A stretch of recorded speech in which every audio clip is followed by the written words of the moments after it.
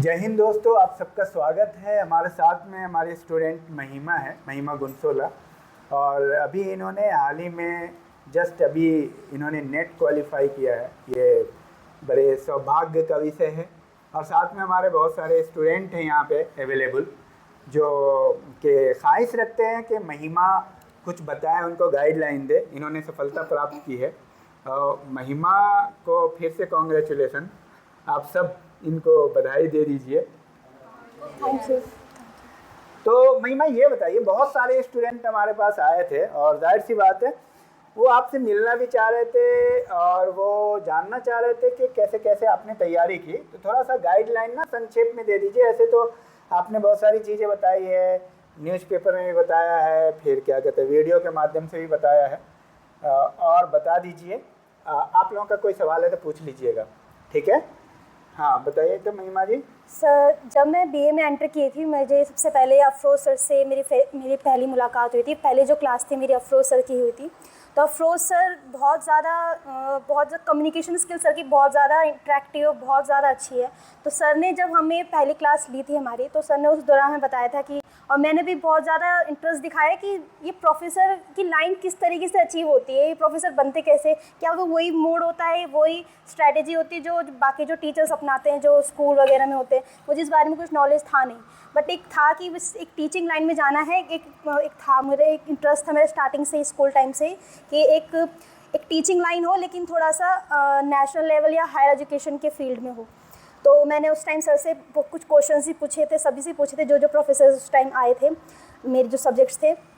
तो अफरोज़ सर से मेरी पहले जो इंटरेक्शन हुआ था, तो मैंने सर से यही पूछा था कि सर, जो मेरे अभी तक मुझे सर वो क्वेश्चन याद है कि मैंने पूछा था कि सर, जैसे आप सोशियोलॉजी के प्रोफेसर हो, तो आप सोशल एक्टिविटीज़ या सोशल वेलफेयर की फील्ड में भी कुछ काम करते हो। तो मेरा पहला क्वेश्चन यही था। तो सर ने इस चीज़ में मुझे पूरा गाइड किया था। और मैंने सर से यही पूछा था कि सर, ये जो प्रोफेसर का जो आप हैं इस पोजीशन में, इतनी बड़ी पोजीशन में हैं आप, तो आपने किस तरीके से तैयारी करी थी। सर ने पूरी अपनी स्ट्रैटेजी बताई, स्कूल से लेके जो आप सर की जो पूरी जर्नी रही है, सर ने पूरा एक्सप्लेन किया। तो मुझे वहाँ से एक मोटिवेशन फील, वहीं फर्स्ट डे से शुरू हो गया था कि यही इज़ द राइट पर्सन जो मुझे अपने ट्रैक पर ये रखेंगे और जो मेरे गोल को अचीव करने में मेरी डेफिनेटली मदद ज़रूर करेंगे। तो फिर ऐसे ही हमने मेरे सर की हर एक क्लास ली है, हर एक इंटरेक्टिव वीडियोज़ में भी हम बहुत टाइम, सर का नया चैनल शुरू हुआ था उस टाइम पे।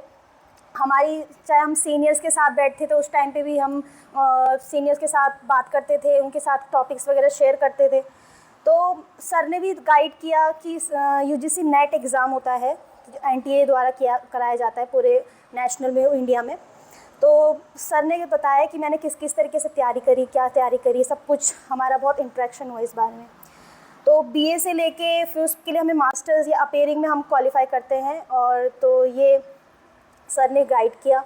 तो इस दौरान जैसे अब अगर मैं सिलेबस की बात करूँ या स्केड्यूल की बात करूँ, जो हमें फॉलो करना होता है, तो इसमें क्या होता है कि आपकी बुक्स आपके पास तो होनी चाहिए। बुक्स तो आपको पढ़नी ही पढ़नी है। बाकी जो आपकी जो बेसिक टॉपिक्स है, बेसिक कॉन्सेप्ट जो हैं, जैसे हमारे बीए से स्टार्ट हो जाते हैं, हमारे सोशियोलॉजी में जो भी हमारे बेसिक कॉन्सेप्ट्स हैं, आपको अगर आपके पास सिलेबस इज़ मस्ट। सिलेबस अगर आप फॉलो करते हैं, आपके दिमाग में वो छप जाना चाहिए। सिलेबस का क्या है, आप ऐसे नहीं कि आप फ़ोन में देख रहे हैं, उस फ़ोन से ही आप देख रहे हैं, अच्छा ये भी यूनिट है, ये यूनिट है, इस पेपर में ये यूनिट आएगी। ऐसा नहीं करना है। जब तक आप उसको नोट नहीं करेंगे तो वो आपके दिमाग में छपेगा नहीं। सबसे बेस्ट चीज़ होती है कि जो चीज़ आप लिखते हैं ना, वो आपके उसी टाइम ऑन द स्पॉट वो छप जाता है। भले आपको 4 पॉइंट याद रहे या 10 पॉइंट याद रहे, जैसे भी रहे, लेकिन वो पॉइंट ऐसा होता है कि जो आपको लाइफ टाइम आपके दिमाग में रहेगा ही रहेगा। और रिवीजन मस्ट है, रिवीजन होना ही चाहिए। सर ने मुझे फर्स्ट डे समझाया कि तुम पूरा जो हम इतनी ज़्यादा लंबी समरी लिख देते हैं, हर किसी चीज़ की कोई टॉपिक लिया उसके बारे में पूरी राम कहानी लिख देते हैं, ऐसा नहीं करना है। जो कॉन्सेप्ट होते हैं उसी पे हमें फोकस करना है। नोट्स जो होते हैं बिल्कुल पॉइंट टू पॉइंट लिखो, सिर्फ पॉइंट्स ही नोट करने हैं। वो पॉइंट ऐसा होता है कि हम एग्जाम में जाके अपने आप ही उसको इलेबोरेट कर सकते हैं। मेन हमारा ये होता है कि वो जो टॉपिक और जो उसकी नोट्स जो हम पॉइंट्स लिख रहे हैं, सर ने इन चीज़ों में बहुत ज़्यादा फोकस किया और मैंने सर की बात स्टार्टिंग से मानी है, बीए से ही। और फिर उसके बाद जब हम एमए में एंटर करते हैं, तो यहाँ पे वो जो रोल होता है बहुत बड़ा हो जाता है हमारे प्रोफेसर्स का हमें गाइड करने का। और हमारा भी वो रोल बहुत बड़ा हो जाता है कि भाई जो सर ने हम पे जो इतने टाइम से विश्वास रखा है तो हम भी उसको कुछ उस फील्ड में कुछ करें। तो फिर यूजीसी नेट का अगर मैं बात करूँ तो उसमें जो सिलेबस होता है यूजीसी नेट का, उस सिलेबस को आप एक कॉपी में पेन डाउन कर दीजिए उसे और अच्छे से उसको फॉलो कीजिए। हर जो यूनिट है पेपर 1 की जो यूनिट्स हैं वो उसको अच्छे से लिखिए। उसकी जो बुक्स वगैरह हैं वो उसको अच्छे से देखिए। ऐसे नहीं कि आप सिर्फ फ़ोन के भरोसे ही बैठे फ़ोन से आपको हर चीज़ मेहनत आपकी तब जब तक आपके हाथ में किताब नहीं होगी, एक पेन और कॉपी नहीं होगा।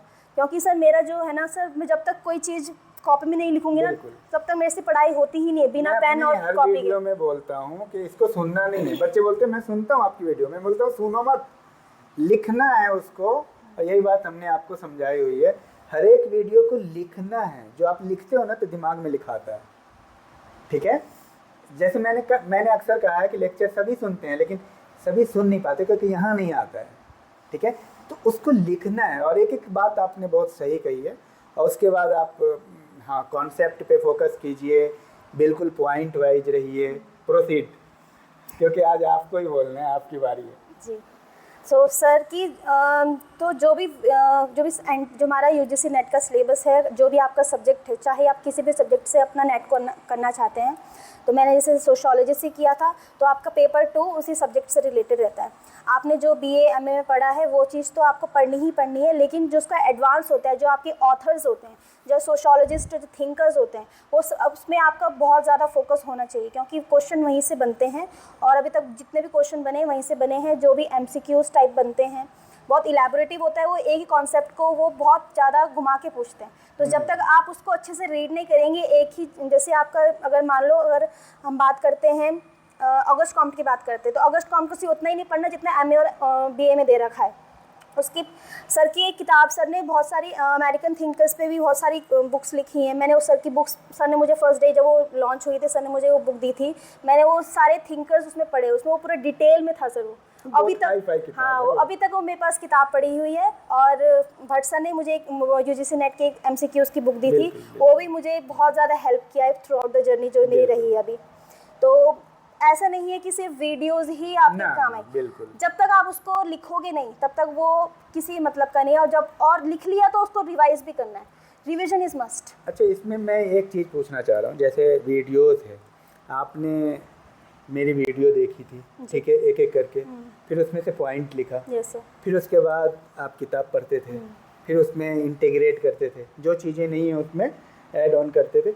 ऑनेस्टली बताइए, नहीं कि मतलब ये मेरे चैनल के प्रमोशन वाली बात नहीं, मतलब ऑनेस्टली मेरी वीडियो कितना % आपको सहायक है? सर जो आप जैसे सर ने कॉन्सेप्ट है, हमारे बेसिक कॉन्सेप्ट जैसे सोशियोलॉजी के, सर ने वो हमें उसकी डेफिनेशन ऐसे समझाते थे, बिल्कुल एक प्रॉपर एग्जाम्पल के साथ, प्रॉपर एग्जाम्पल। और जैसे सर हम बोलते थे कि सर हमें इंस्टीट्यूशंस वगैरह, समाज एसोसिएशन वगैरह, समाज जो क्लासेस होती है बीए के टाइम, बेसिक कॉन्सेप्ट समझाए थे सर ने। तो सर सब अभी तक वो उसमें है अवेलेबल। तो मैं क्या करती थी, घर जाके वो सुनती थी और उनको लिखती थी कि सर ने कौन कौन से पॉइंट बताए हैं, तो मैं उसको पहले पेन डाउन करती थी कि ये पॉइंट्स हैं। फिर उसको सर, मेरे पास एक बुक थी एस चांद की सोशियोलॉजी की, वो मुझे भट्ट सर ने सजेस्ट करी थी। बिल्कुल वो हाँ जी। और उसी और सेम पॉइंट्स वो मुझे वहाँ पे इलेबोरेटिव फॉर्म में मिल गए। जब तक वो इलेबोरेटिव नहीं होगा आपके पास, अगर दिमाग में है कि वो पॉइंट है, नोट रहेगा हमेशा, और उसको इलेबोरेटिव पढ़ना बहुत ज़्यादा इंपॉर्टेंट है। तो उसको इलेबोरेशन पढ़ना अच्छे से, उसको डीप नॉलेज उसकी बहुत मस्ट है। हर एक जो भी डेफिनेशन जिन जिन थिंकर्स की दे रखी है वो उसको पढ़ना बहुत ज़रूरी है, वो भी बहुत ज़्यादा हेल्प करता है आपका। तो पहले जैसे मेरा सजेशन रहता है कि वीडियो को पहले एक बार सुन लीजिए, और वीडियो को सुन करके, चूँकि बच्चे बहुत परेशान होते हैं, तो मेरा ये मानना है कि पहले आप वीडियो को सारे को सुन करके 2-3 महीने 4 महीने में इसी काम को कंप्लीट कर लो, ताकि आपका एक बेसिक लेवल बन जाए। फिर उसके बाद जब दूसरी बार ये काम करो तो इंटीग्रेट करो। Yes sir. एम आई राइट? Yes sir. क्या सर स्टार्टिंग से आपका यही रहा है सर, यही सेम चीज़ आप स्टार्टिंग से ये बोलते हुए आ रहे हैं, अभी तक यही बोलते हुए आ रहे हैं कि उसको पढ़ना ज़रूरी है। मैंने ये कभी नहीं कहा, मैं हर वीडियो में ये बात ज़रूर कहता हूँ, मेरी वीडियो बेसिक क्लियर करेगी, थॉट क्लियर करेगा, रिसर्च है, वो सारी चीज़ें आपको ला करके खड़ा कर देगा मैच के मैदान में। तो उसके बाद तो आपको दिखाना है ना, फिर आप किताबों की हेल्प लें। फिर आप और ऐड ऑन करें, प्रैक्टिस करें। अब जैसे हमने बहुत सारे प्रोबेबल क्वेश्चन जो आपने इससे किए होंगे प्रैक्टिस, जी यस सर। MCQ से सारे तो याद होंगे आपको, हमको लग रहा है। सर नॉट ओनली जो हमारा सब्जेक्ट्स रिलेटेड था, सर ने जीके की वीडियोस बनाई थी। जीके की वीडियोस भी ऐसे मत समझिए कि वो जीके की वीडियोस वहीं तक सीमित है। आपकी जो करंट अफेयर्स भी, जो आपके करंट आते हैं वो भी नेट पे पूछे जाते हैं। बिल्कुल करंट, और मैंने करंट का सर का मैंने फरवरी मार्च तक नहीं, हाँ फरवरी मार्च तक मैंने, हाँ जी वो मैंने, क्योंकि हाँ वो मैंने तक पूरा किया है। और जीके की वीडियोस वगैरह सब मैंने सर की पूरी कंप्लीट करी है। मैंने एक भी वीडियो सर की छोड़ी नहीं है। और उसमें जो सर ने कॉम्पिटिशन्स भी करवाए हैं, कॉम्पिटिशन मैंने किया, मैंने कहीं ना कहीं, भले हम उसको एज अ कॉम्पिटिशन ले रहे हैं अभी, बट वो कभी ना कभी फ्यूचर में ज़रूर काम आएगा। और वो डेफिनेटली वो आपके काम आता ही आता है। वहाँ पर आपको सिर्फ क्वेश्चन और MCQs दिए जाते हैं, तो उसके ऑप्शंस दिए जाते हैं, वो करना होता है।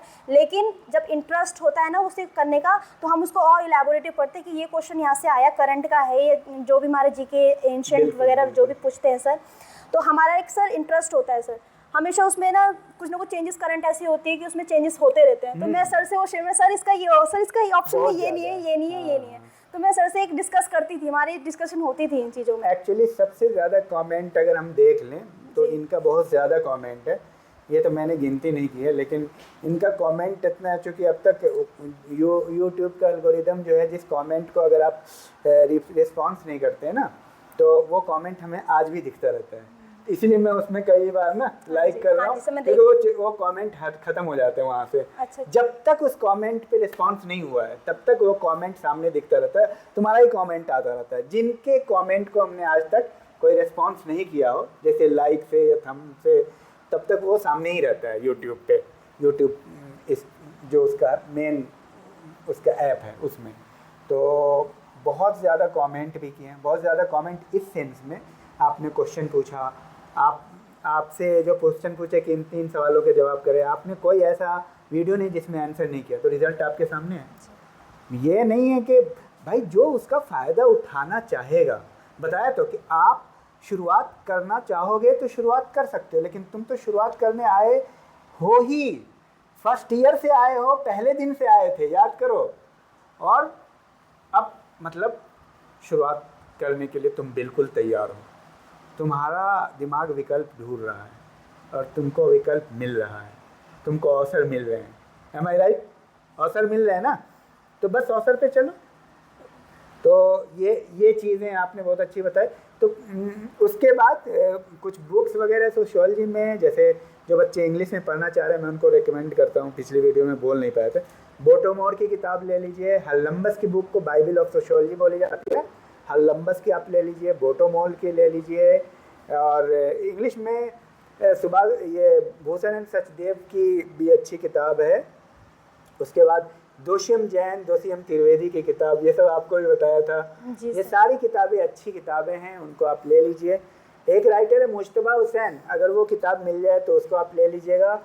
और मेरी किताबें अमेज़न पे बहुत ज़्यादा है, देख लीजिएगा, वो सारी किताबें बहुत ही हेल्पफुल है, उससे भी आप मदद ले सकते हैं।